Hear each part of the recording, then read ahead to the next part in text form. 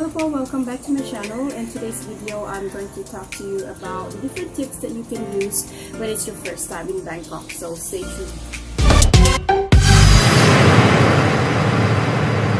So before we start, I would like to do a shout out to those who have been watching my videos, commenting on my videos, and also to those who requested a shout out. Hey! Shout out to Agie from Agie FFB Jegs, from Jegs YTC, Nico's Dogs, Indigo Calista, and MK Show TV, who asked me about the personalities of drivers in Thailand, our addresses in Thailand written in English. So that's what I'll be talking about in this video. First, we're going to talk about is your arrival in Bangkok. So unless you book a ticket to Phuket, you will be arriving at Suvarnabhumi. The airport in Bangkok is, although it is spelled as Suvarnabhumi, it is actually pronounced as Suvarnabhumi and not Suvarnabhumi, as many foreigners mistakenly pronounce it. Actually, during my first time in Thailand, I was thinking it was actually Suvarnabhumi. But one day my student told me she was going to Suvarnabhumi, and I was like, where is that Suvarnabhumi? And she said it was at the airport. That is how I learned that Suvarnabhumi, or the airport in Bangkok, is actually pronounced as Suvarnabhumi. When you arrive at Suvarnabhumi airport and you want to go to the city, there are many ways in how you can get there. So first one is by taxi, by bus, by free shuttle, and the airport link. I would like to recommend the airport link because it is the most convenient, the cheapest, and the fastest way to get to the city. The taxi is good if you have a lot of baggage and also children. It only takes 30 minutes to use the airport link, and it costs 40 baht. When you take the taxi, it's around 500 baht up. So the only cons with the taxis is that it's more expensive, of course, and you can get stuck in the traffic.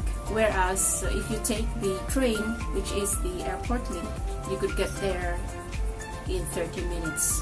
Where to take the airport link? Actually, the signs at the airport are all written in English, so there will be no problem looking for it. Just follow the sign. The airport link stations are as follows. It starts at Suvarnabhumi and ends at Payathai. If your hostel or hotel is located near an airport link stop, that is where you will be stopping. You can go straight to Payathai station and take the BTS. Usually what I do is, since the BTS or the SkyTrains or the subways are the most convenient to go around the city, I usually look for the nearest BTS station or MRT station or the subway station nearest my hotel. The reason for this is that if you use BTS or the SkyTrains, you don't usually get stuck in the traffic. That is the difference with the taxi and bus. So I recommend that if you're going around the city, you take the trains. BTS stops are as follows. It's very convenient and there are no traffic.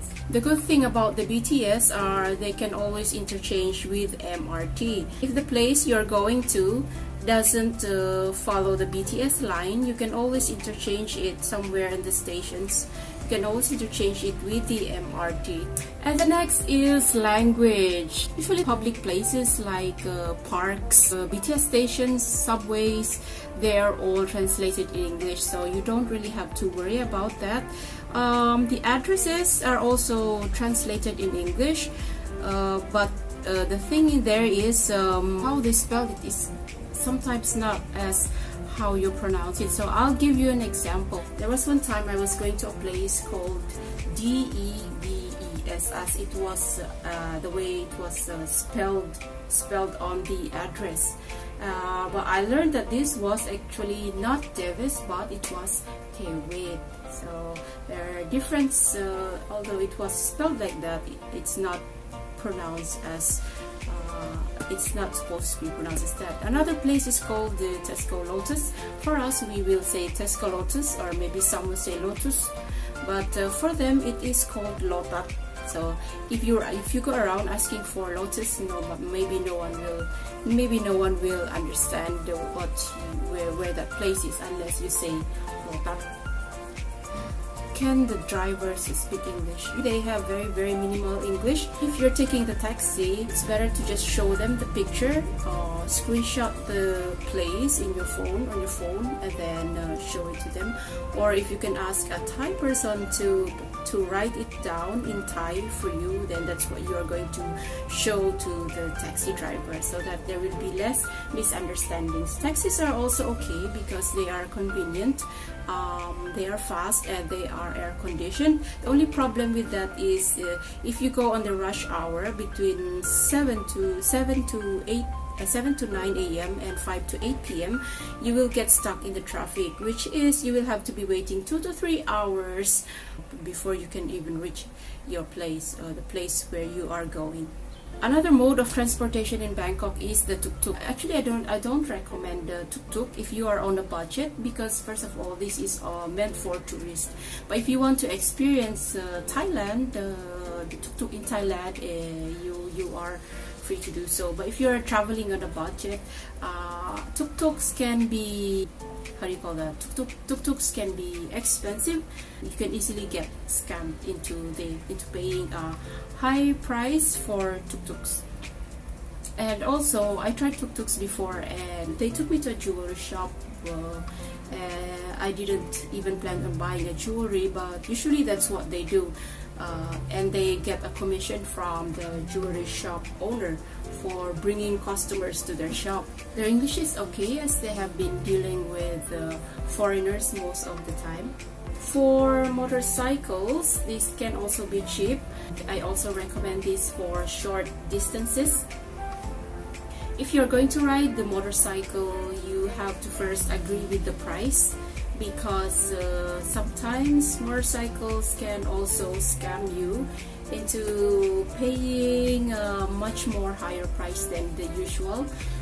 Usually motorcycles have a fixed price, so like if they're going to a place from here to here, it's only 20 baht or 40 baht. But sometimes when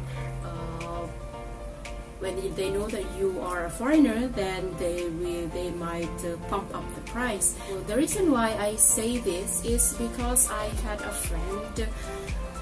The Thai teachers told her that the price from this place to this place is 40 baht. So she didn't ask the driver. She got on the bike without asking the driver.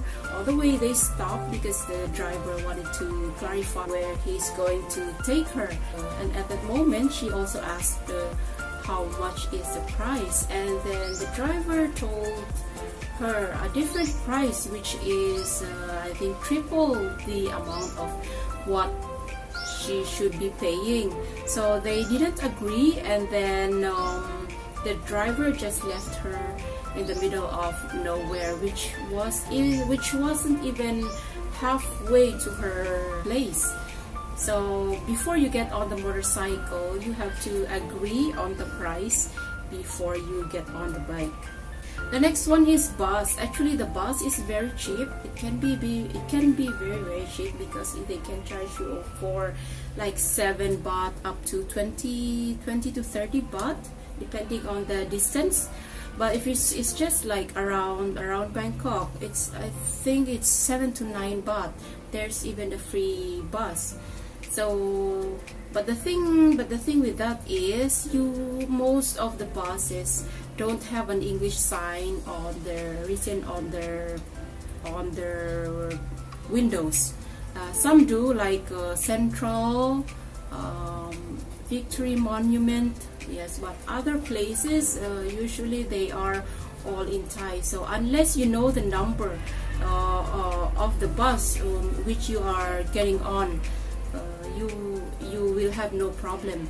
Buying and shopping in Bangkok, if you are just buying basic commodities, 7-Eleven is always the best place to buy stuff. First of all, the prices are reasonable, and 7-Eleven shops are everywhere, so they can be even like in front, across each other, or just around the corner. In one area you might even find 3, 4 or 5 7-Elevens beside each other. So that's the most convenient place to buy your stuff like shampoo, soaps, and snacks and anything you need. Actually, you can find it at 7-Eleven. So shopping for souvenirs, usually tourist places like Chatuchak Weekend Market, Pratunam, Bobe Market, Platinum, those places where there are a lot of people who go shop. They speak basic English, so there won't be any problem if you're buying something. And they also have this calculator with them. I think every shop has a calculator, so that if you want to agree with the price or haggle the prices, they just show you the calculator, and then they press or they type the price, and then if you don't want it, you just say no, and then you type your own price. So that's how they haggle. They use the calculator. Haggling in Thailand is very, very common. You can ask for half of the price, then usually you agree in the middle. Eating at a restaurant. Menus of Thai food in Thailand is usually very, very spicy. So if you want to eat a not spicy food, there are KFCs, Pizza Hut, where's that? KFC, McDonald's, Pizza Hut. There are those shops in Bangkok. But if you want to taste Thai food, you have to remember that Thai food is very, very spicy. So if you want to order, you can just point at the menu, and if you don't want it, or if you want it a little bit spicy, you can just say pet nit noi, pet nit noi. So that means a little bit spicy.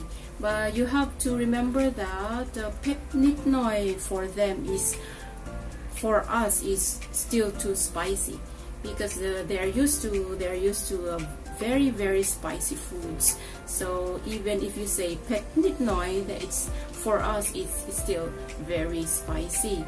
And if you don't want any chilies on it, you just say my pet. My pet. Yes, you can just say my pet, or no chili, or my ao chili, my ao pet, something like that. But usually if you order a Thai food and it's not spicy, or they don't put chilies on it, they find it ridiculous, because of course Thai food should always be spicy. The director at my school always said that my pet, my aroy. So it means not spicy, that it's not delicious. There are menus that are not spicy, but I might do that in another video, because I don't remember the names. The last thing I will talk about is the people. Generally, the people in Thailand are very, very nice. It's just that if they don't understand, or you speak to them in English, they will try to avoid you, because they will say no, I don't speak English, or put my pen. So they try to avoid someone who speaks English as much as possible. Not all, but usually generally that's my experience in Thailand. When they know that they can't speak English, they will try to avoid you. Or as for drivers in Thailand, of course they are also nice, but remember that also, just like some other countries, there are some nice drivers and there are some not very nice drivers.